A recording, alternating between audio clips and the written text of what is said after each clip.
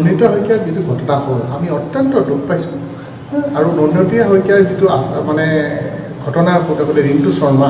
তেখেতৰ হৈ আমি ধেমাজি উকিল সন্থাই এটা সিদ্ধান্ত লৈছোঁ যে তেখেতৰ হৈ আমি কোনো ধৰণৰ ওকালতি নকৰোঁ আৰু নন্দিতাৰ মৃত্যু হোৱাৰ কাৰণে আমি অত্যন্ত মৰ্মান্তিত আৰু আমি দুখ প্ৰকাশ কৰিছোঁ আৰু অসম চৰকাৰলৈ আমি ধন্যবাদ জনাইছোঁ উক্ত গোচৰটো যে ফাষ্ট ট্ৰেক আদালতলৈ দিয়াৰ কাৰণে আমি অসম চৰকাৰক ধন্যবাদ জনাইছোঁ ফাষ্ট ট্ৰেক আদালতে উক্ত গোচৰটো দিছে তেতিয়াহ'লে অতি সোনকালে ছমাহৰ ভিতৰত গোচৰটো নিষ্পত্তি হৈ যাব নন্দিতা শইকীয়াৰ যিটো ঘটনা হ'ল আমি অত্যন্ত দুখ পাইছোঁ